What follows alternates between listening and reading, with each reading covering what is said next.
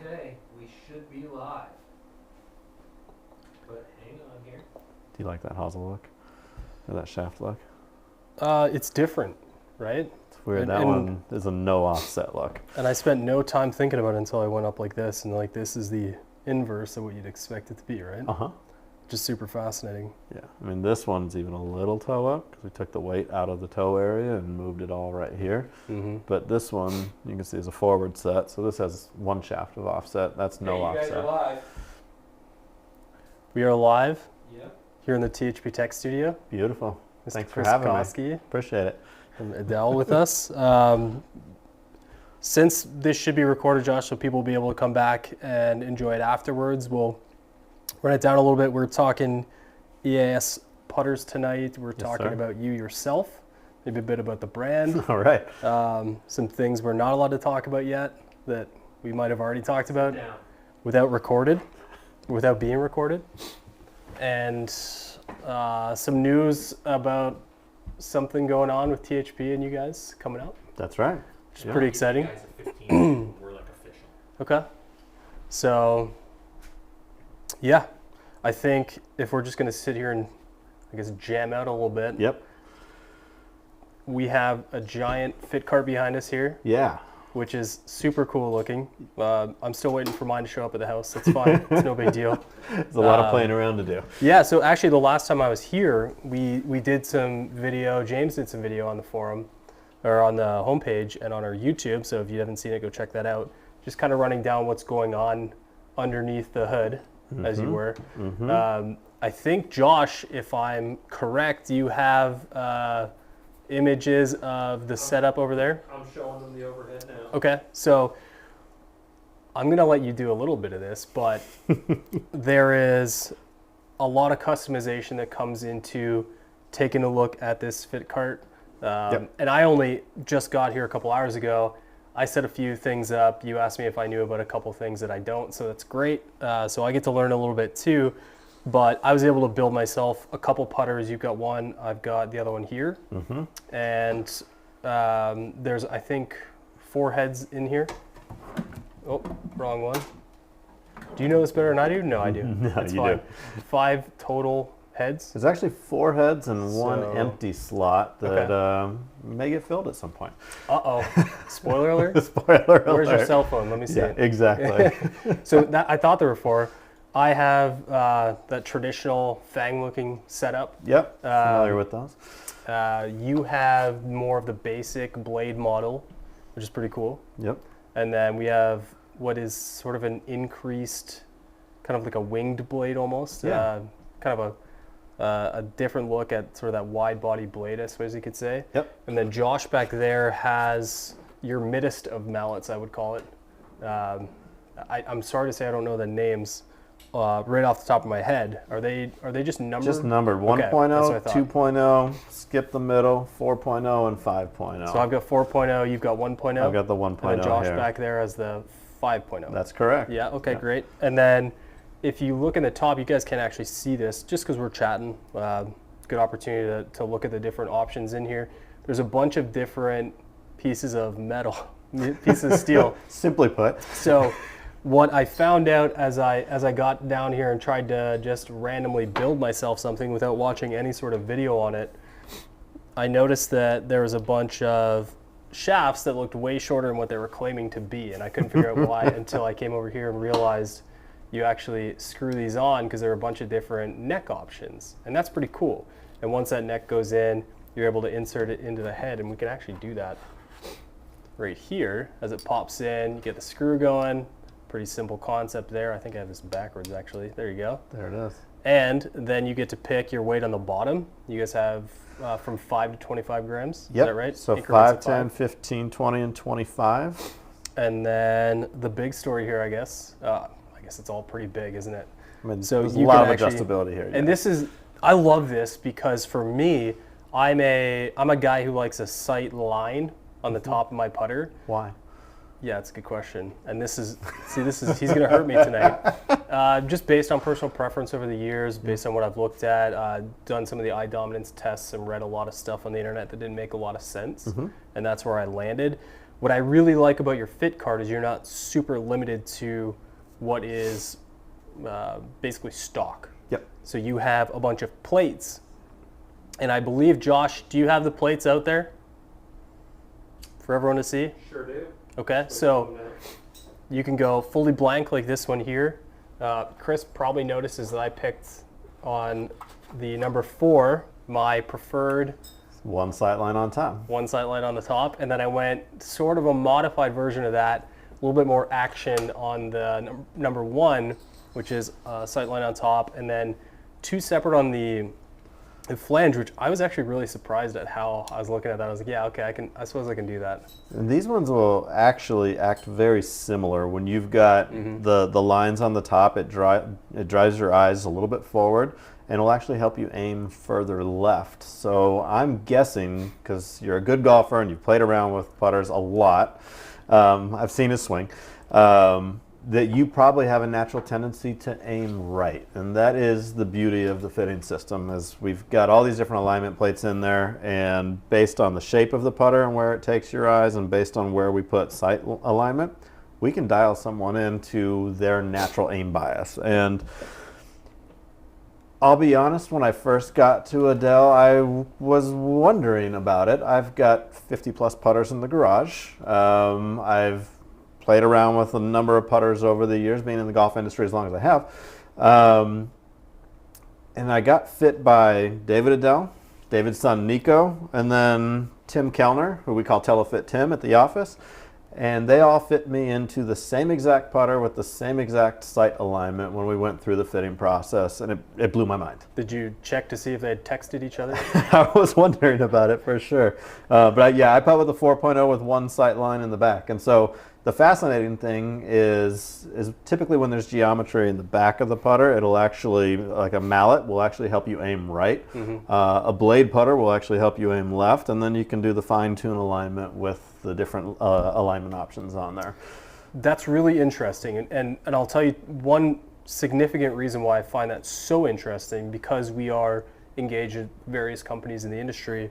I had a story provided to me by another company talking about a professional golfer who'd gone into their fitting studio and was tinkering with the exact same head, nothing different, except what was behind the ball right on top of the club. And they said the differences were significant between the results. Yep. And I'm like, nah, I don't think so. You're just trying to sell the fact that you guys do custom stuff. That's cool, whatever. Yeah. I don't buy it. Yeah. But then you start to see it more and more, and this is something I talked a lot about last year, just in my experiences with other golfers while I bought my own, not quite 50, but quite a few putters that I've been tinkering with, and it always seemed to come back to either the sight dot or the sight line, which seemed to perform the best for me.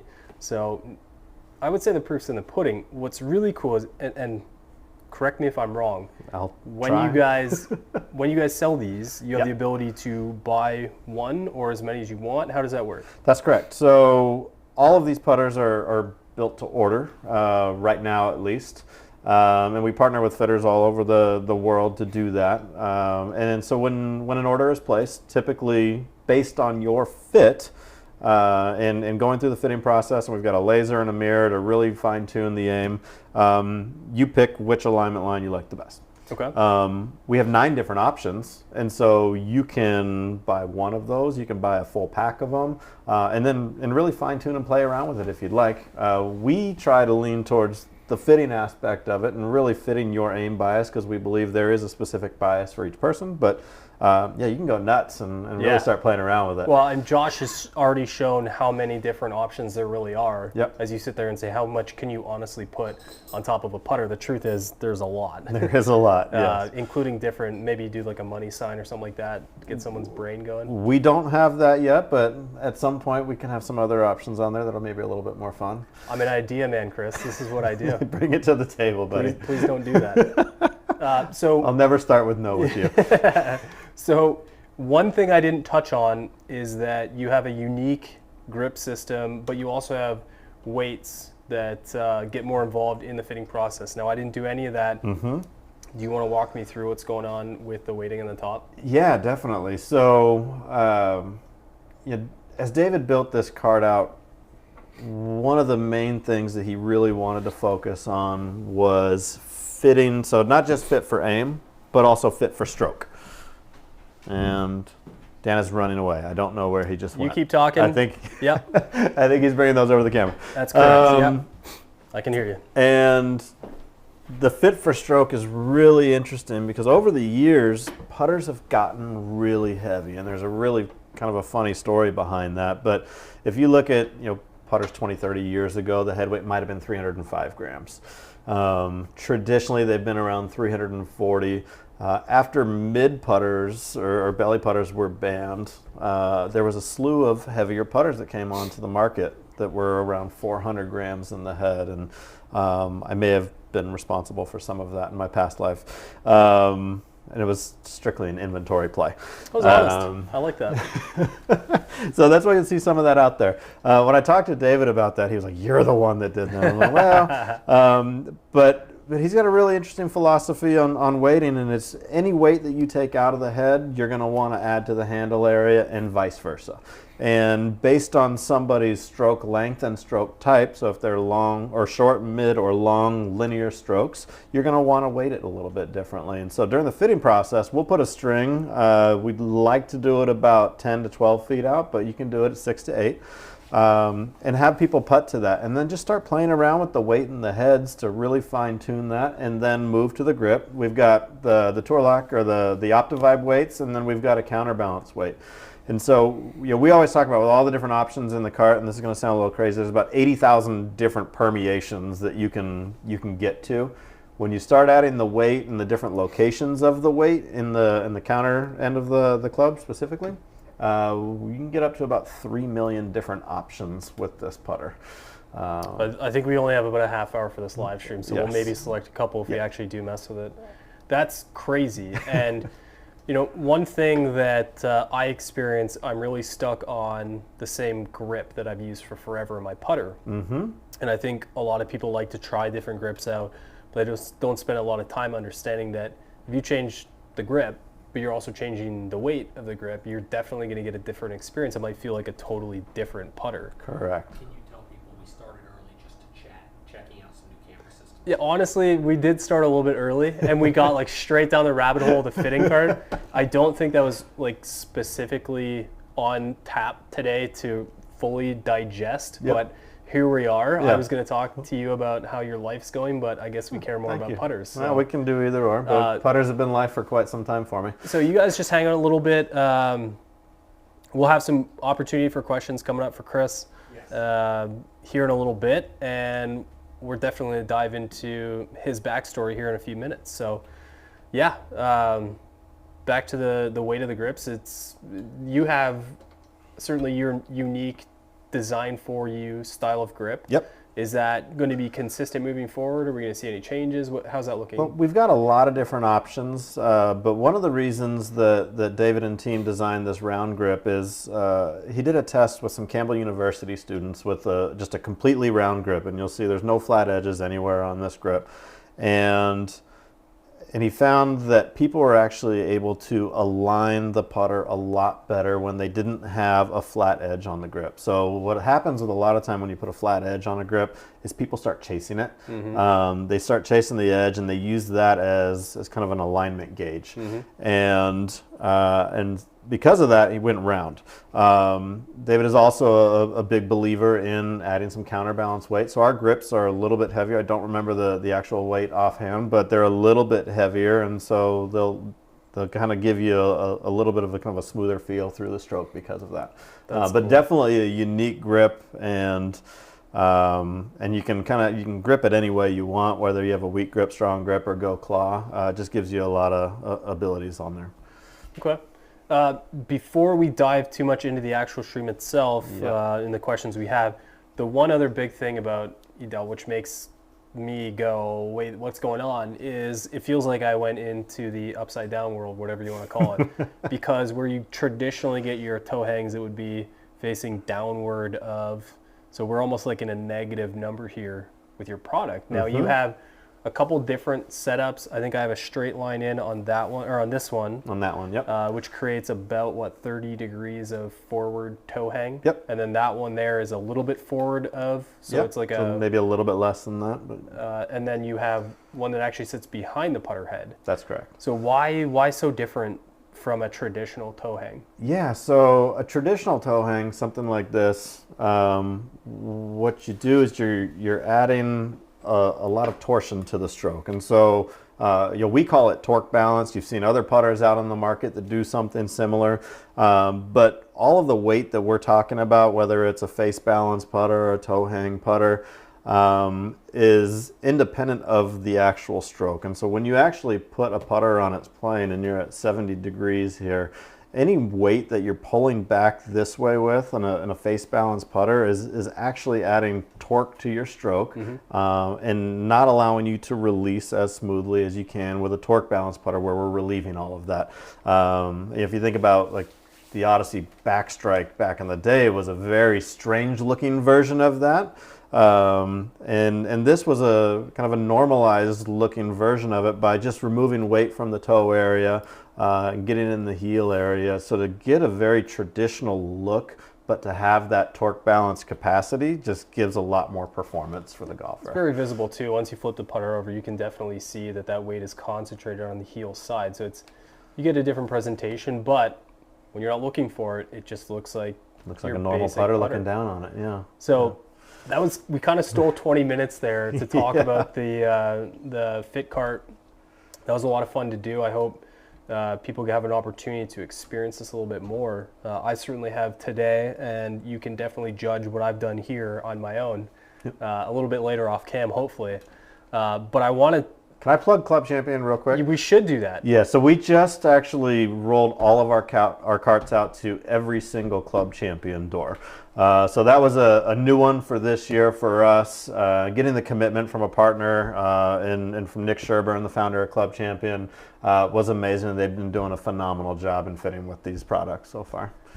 So great plug. I actually just referred a friend to Club Champion who's visited with them today in the Cincinnati location. It's a hard one to say when you live there, huh? I hope it, yeah, no kidding, especially when you live there. So I hope it went well, Ken. Yeah, so I think now that we've got that out of the way, yes, sir, we should at least say hi to everyone who's had a chance to join at the proper hour, since we're now 2 minutes past 6 o'clock start time. So once again, we're joined here with Chris Koske from Edel. Thank you so much for coming. Absolutely. Now, we know you from what we'll call yesteryear. You had a little bit of a gap year, like you skipped a year before you went to college kind of thing. Yep. So why don't you, for everyone out there who's not overly familiar, let them know what got you to Adele, maybe backstory, and of course what you're doing at Adele right now. Yeah, definitely. So I worked at Callaway for 11 years, and that's how probably most people at THP know me, and specifically on the Odyssey brand, and was kind of a putter guy in the industry. Been around golf since I was 14, selling clubs, Nevada Bobs, Golfsmith. I kind of made my rounds, but moved the family out to Colorado, believe it or not. And I love to ski as well as golf, and a lot of people don't know in Colorado you can play golf year round. All that fresh pal. Except for this week where we got about almost 3 feet of snow. So moved out to Colorado, and I worked in the outdoor industry for a little while, and I got a call from a guy named Nick Raffel. Nick worked as a Hogan sales rep for about 20 years, maybe 25. I don't really want to date him too much, but he was also the head of Pro Tour for Callaway for about 10 years, and he said, "Hey, do you want to get back in the golf industry?" I said, "I'd love to, but I also love where I live, so how are we going to make this work?" And he said, "Well, Adele's got a new owner and kind of pushing a new strategy, and we'd love to have you come in and run sales and marketing." And so met with the new owner and met with David Adele, and probably wasn't more than 2 weeks later that I was part of the team. So it was pretty cool. Wow. Yeah. That's exciting. And we actually have some big news coming up. There might be a contest. We're not going to talk about it yet. There's a contest. You just let me know when you're going to talk about it. I heard that it was your idea. There's some guy holding on to another camera probably thinks it's his. But it's also paired with... Probably JB. And okay. He is being fed by JB tonight. I'm not footing that bill, so that's probably where that came from. But it's also including another great partner of ours, which is awesome. Yep. So looking at the brand right now, you have an active storefront. You have a pretty storied series of products. Yeah. Is there anything you can tease that suggests your intentions moving forward? Maybe not specifically on product, but how it's going to look for those who are familiar with or unfamiliar with your brand? Yeah, no, and I think it goes back to the first dinner I had with David, and I've known David and kind of seen the business from a distance for the last 15 years, and the company has always made great products, and the fitting element of the brand has always been incredibly strong and just permeated through everything we do. That said, it's not the easiest type of product to commercialize. And I told David this the first night that we had dinner. I said, you really chose to do this the hard way. And I said, fitting 25 years ago isn't the same as fitting is now. You don't have locations like a Club Champion who you can go to and really trust a great fit across the board. And so, with the in-depth nature of the fitting that David has done for years, I'd say the industry's just starting to catch up to it right now. And that's one of the exciting things that I see going on with the brand. That said, when we look at the products that we've got, we haven't had a steady launch cycle in the past. And really trying to build out 3 to 5 year product roadmap, understand where we're going, and live in a position we call ourselves a scoring brand internally.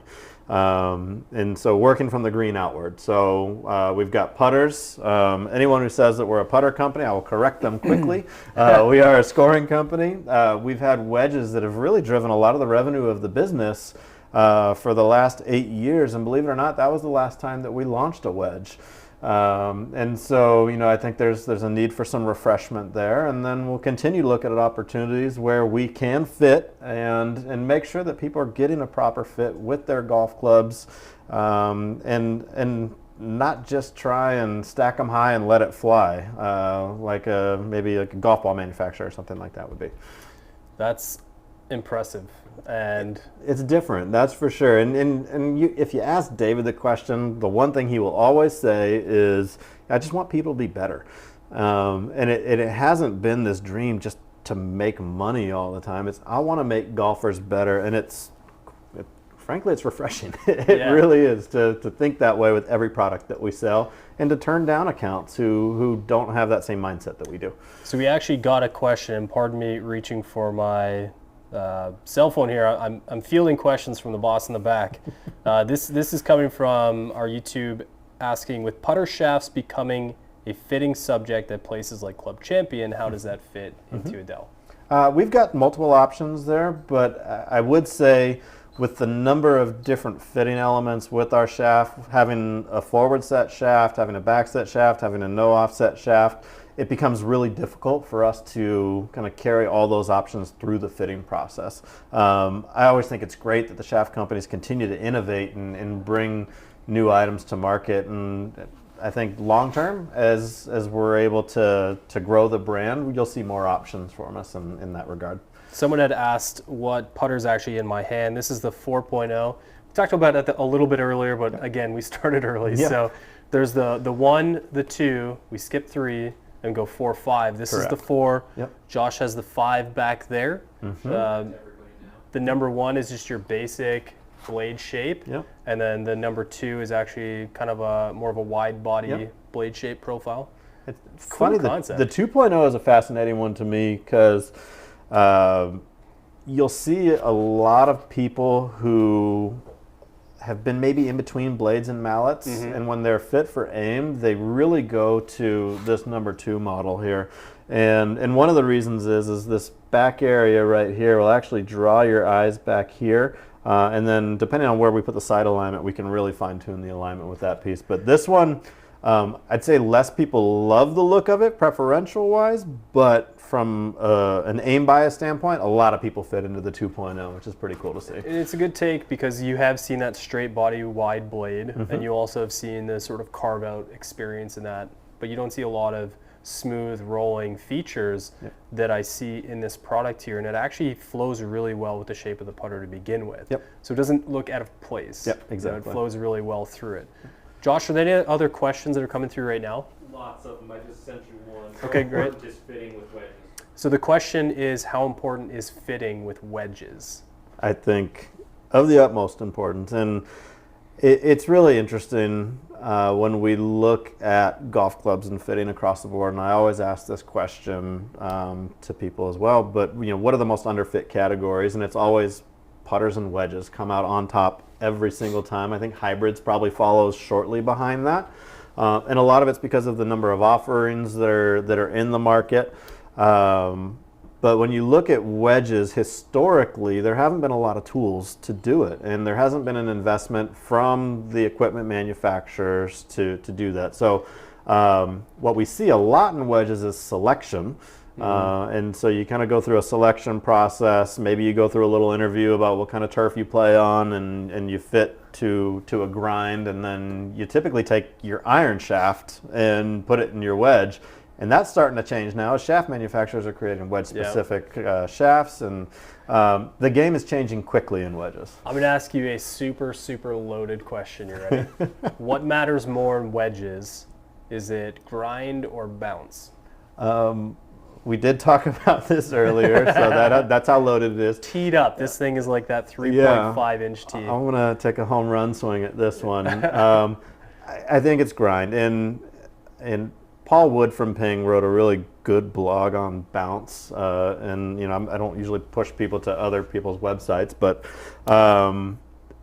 effective bounce is one of the biggest BS numbers in the industry. That number that is stamped on the bottom of a wedge is not always an actual thing. Everyone measures it a little bit different, and a lot of time those numbers are skewed to have a marketing appearance.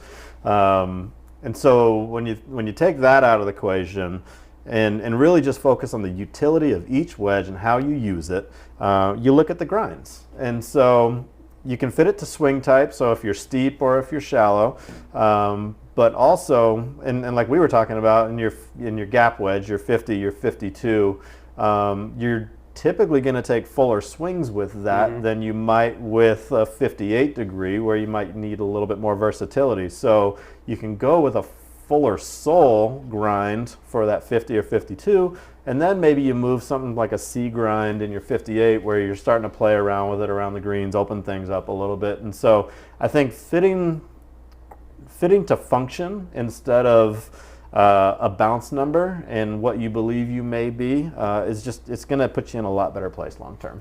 And I'm glad to hear that, because bounce to me has always been like, whatever. I've always been a grind guy. I look for this certain style of presentation, and as I'm a full swing guy with everything but my 58, that concern for the grind is more like, can I get consistency across the two that isn't going to be a manipulated head? And the last thing I was concerned about was the bounce, because it seemed like even if I wanted one, oftentimes it wouldn't be quite measured up. So, and someone's 6 degree might measure the same as someone else's 10 or 11 degree, and I just don't think that's fair to the consumer. So we like to take bounce out of the equation. Do you believe that an indoor fitting with a wedge would be as equitable to an outdoor fitting? You get different things. So in indoor, you're in a controlled setting. Typically, The player doesn't change how they deliver the club. Josh has a thought. Do you want the mic? No. Okay. After you, Chris. Yeah. So typically, it's funny because outdoor people can see the ball fly like they would normally see it, but I would say the majority of fittings are done indoors nowadays. The monitors that we have to measure golf clubs and ball flight nowadays are so good that I think you can accomplish anything indoors. And it goes back to this grind or bounce conversation where a lot of people don't think that maybe you can get fit indoors as well because they want to really see the turf interaction. So we'll go back to what we just talked about. I want to see how people are using the wedge, and that doesn't change whether you're indoors or you're outdoors. And so you can accomplish, in my opinion, a wedge fitting just as well indoors as you can outdoors. I would imagine a place like Club Champion, where they've got nice product to play off of. Here in the Tech Studio, it has a nice turf to hit off. I experience a lot of where you might think it'd be heavy, well, you're just getting a lot more engagement with the material underneath it. It's not hard to figure out which ones you've hit flush, thin, or heavy, even on a mat. Absolutely. Now, it might look a little different on the screen because that ball might have got hit on the equator, whereas it should have got hit, on the top of the wedge. But you know whether you put a good swing on it or not. And I think that's where the measure should be from.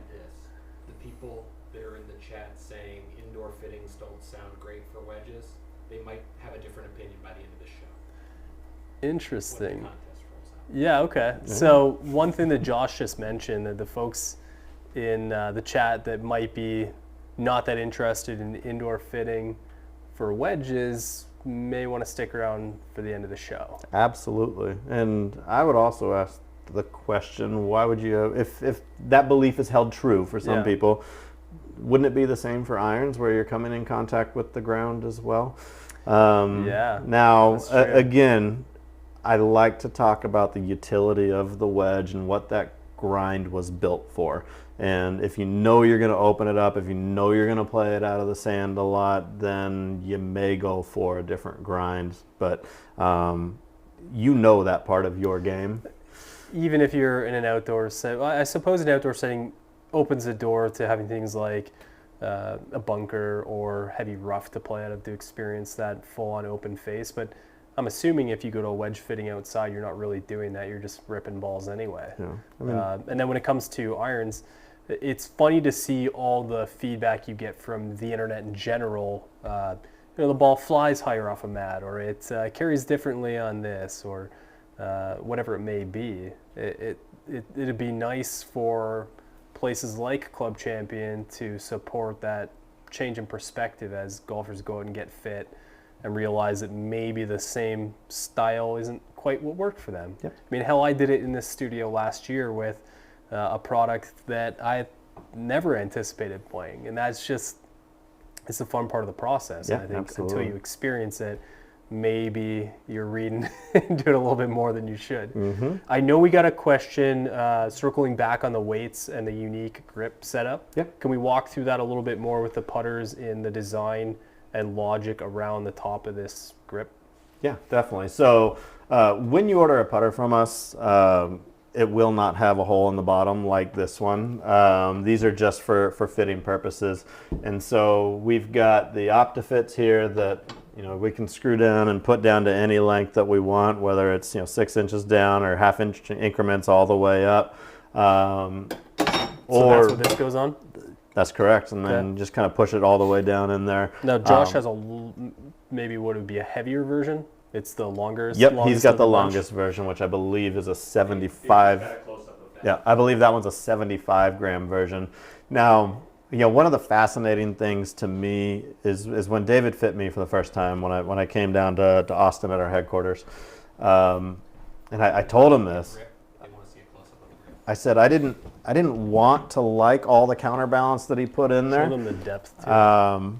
But we took a 50 gram OptiVibe. We had it about 5 inches down, so right under my right hand, and then I believe we used this one, which is a 60 gram counterbalance. And people are like, you just put 110 grams up there with the heavier grip on it? You guys probably think I'm crazy. I grabbed it from David, and it was it felt heavy, and I looked and I was like, I don't want to like this. And I was just having this conversation with Steve Irwin, Hale Irwin's son, the other day. He plays around the same area that I do in Colorado. And I told David, I said, I don't want to like this. And he's like, just trust me. We've been fitting you to this from a distance standpoint, so we're fitting for speed. And so I said, all right, well, if I don't like it, I'll take a torch and I'll get that thing out of there at some point when I go home. And my distance control has never been better. I put in quite a bit of counterbalance weight up here. So it just gives us a lot of options to play with. That's crazy. Which is phenomenal. And that goes to show you how much more is to it, because I built out 2 putters. I didn't even put half a second of thought into that. So a little bit different, right? So it's funny because David would talk about the triad of putting, and it's aim, path, and speed. And with the components in here, we can hit on all 3 of them. We fit for aim with the mirror and the lasers. We fit for speed with the weights, and then fit for path with the different lie angle options that we have with the different hosel pieces here, as well as the different offset versions that we have there. So we can get someone dialed in with all the options that are in here real easy. It's like an interesting question. It's coming from Josh over there, which is coming from the chat. It's, how do you balance full swings and partial swings during a wedge fitting? I think it's a great question. Typically where we start a wedge fitting is with a 3/4 swing with a higher lofted wedge. So, whether that's a 56, 58, or 60, start with a 3/4 swing and really just try and get a gauge with their gamer, what they're doing, how steep they are, how they use that wedge. And then after kind of an interview process, you work through that and you determine, do they typically take full swings with that wedge, and then start working back to how they use that specific wedge versus, kind of just a traditional grab one club and go.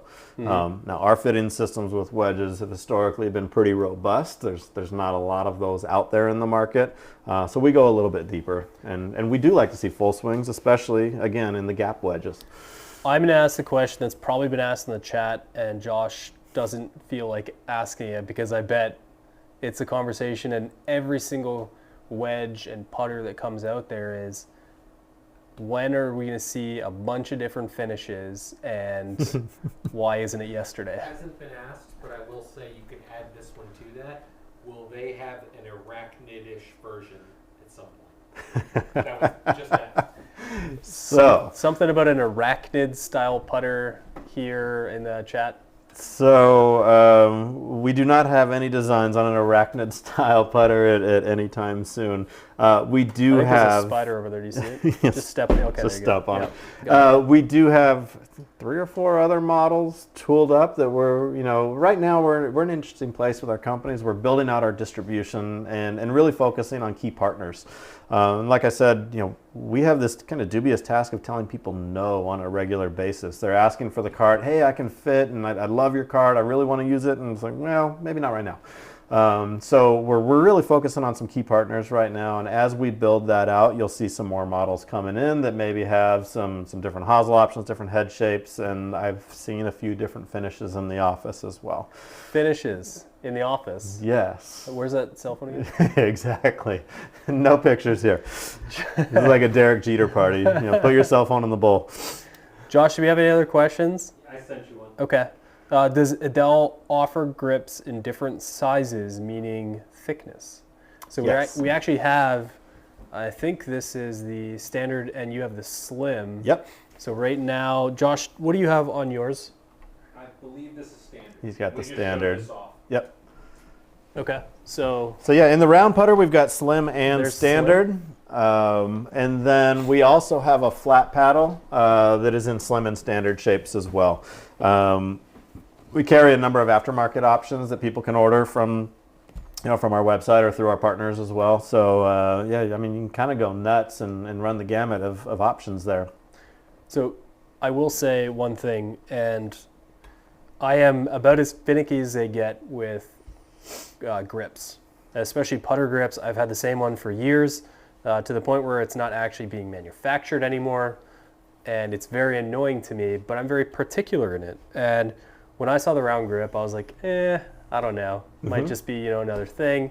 Now that I'm looking back at my experience over the last couple hours just rolling putts here, it really didn't bother me the way I thought it would. Yeah. And I'm telling you this as a person who genuinely doesn't like change in a putter grip. It wasn't emotionally distracting for me. So that's pretty interesting. And maybe that plays in a role of fact of, well, all the other clubs in your bag are round, ideally. Why not there too? And I'm trying to be open-minded, and this is the closest I can get to it without saying, can we just pull this off and put one of mine on? So, and again, as soon as you put big pronounced flat spots on a grip, it is going to dictate where your hands go, and it's going to start playing with your aim. If you're a degree off on a 6-foot putt, you have no chance of making it. And so if whoever put that grip on was just off by 1 degree and you start using that grip from an alignment standpoint, then chances are you're going to start making compensatory measures in your stroke to try and make putts. Now you build your own. I put my grips on. Be Good careful. luck with that. So, awesome question in the chat was, what is your perspective on varying forms of grip styles? So arm lock, maybe something like a claw or something different like that, where people are more accustomed to a different style of grip. So this is one of the I'd say the newest realisms that I have, and I won't go deep on it because quite frankly I don't know as much about it as David does. But everyone kind of has a natural tendency with their body. And if you really kind of do a deep dive in biomechanics, and Mike Adams, who's one of David's best friends, you start realizing some things about the grip. And I'll just tell you my experience with it. I'd played around with a number of different grips, and when I started with Adele, I had a Flatso 2.0 on my putter. What the Flatso does is it gets your thumbs kind of on top a little bit and gets my right hand specifically underneath the grip like this. Well, when I stand naturally, which way are my hands facing? The back of my hand is facing you, right? And so you guys can kind of see this. So if I'm naturally standing like this, and all of a sudden I have a putter grip that's making me do this, I'm getting jammed up, and actually as I putt, my arm wants to corkscrew. What's that going to do to the face of the putter? It's actually going to close it down. Interesting. So, and you'll see varying degrees of this, and I all of you should go and look in a mirror and do this. I made my wife do it after David and I had this conversation. It was pretty funny because she grips her clubs like this. I was like, get on top a little bit more. Okay. And so I took that Flatso off and I put just our standard round grip on there, and it allowed my hand to get on top a little bit more, which is a little bit more natural to my kind of natural body hang. And I stopped having that corkscrewing effect during a stroke. People who also stand like this are great candidates for the claw. Now, it's not for everybody. There's a great video on our YouTube page that where David will actually walk you through this and talk about biomechanics slots and things like that, and how to get a grip in the right place. But it's fascinating. I think arm lock is there for people who may struggle with stability through the stroke. So I think that works really well. But I just tell people to experiment and really go after it and try and do a little research, because I think that it's been one of the most underserved parts of instruction out there is getting people to the grip that fits their body and that fits their stroke. So by research, you mean of fitting at Club Champion? That would help.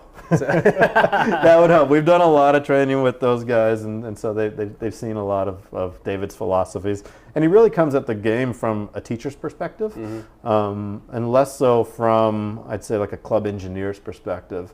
And so, when you start designing clubs with the thought that someone's actually holding it and not just from a collision experiment, the way that products come to market changes pretty drastically. Cool.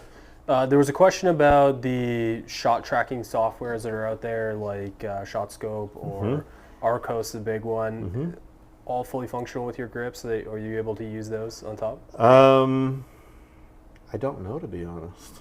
Okay. Something we can bring back. Yeah, I'd have to look into that. I mean, listeners. Typically there's just going to be a little hole in the top of our grip, just like anything else. Yep. So you're not going to have a well that's built in for an Arcos grip.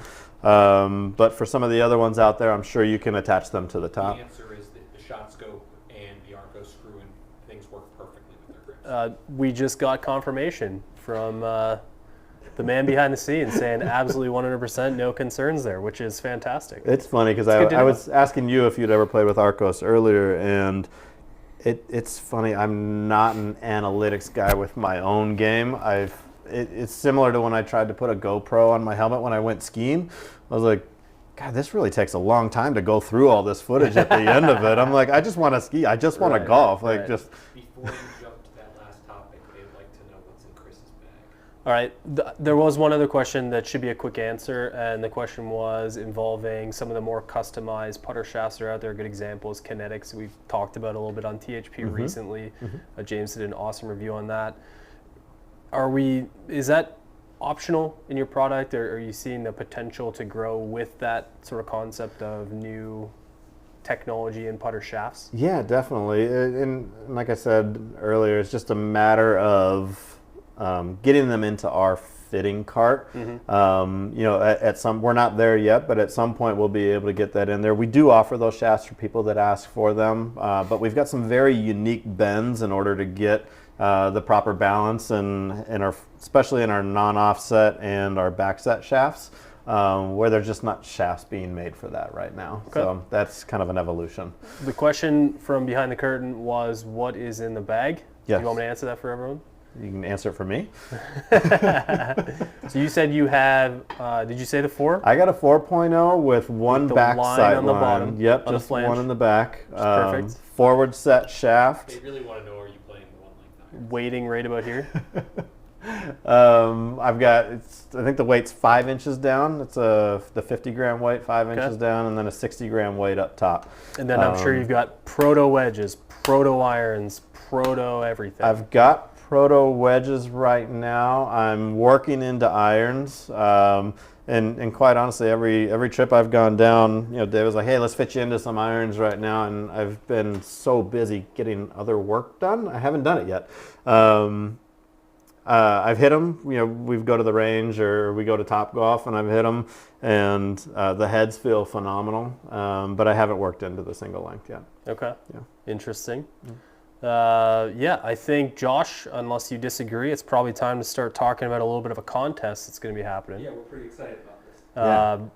I'm invited, right? No? Yeah? No? Okay. So I'm not excited about it because I'm not invited. However, there is a seriously cool opportunity for a THP member out there to get involved with Club Champion, with Adele. Are you going? I'm going. You get to go and I don't. Yes, This is correct. unbelievable. Josh, are you going? I am. Oh, man. So what is this contest and why do THPers want to get involved in it? Yeah, so we've got a new product launch coming up, and probably thinly veiled if you've looked at our social posts and follow us on Instagram about what it's going to be. Club Champion is going to be carrying that product, and we're going to run a contest for THPers to whoever the lucky winner is will fly out to Chicago to Club Champion's headquarters. We will fly them.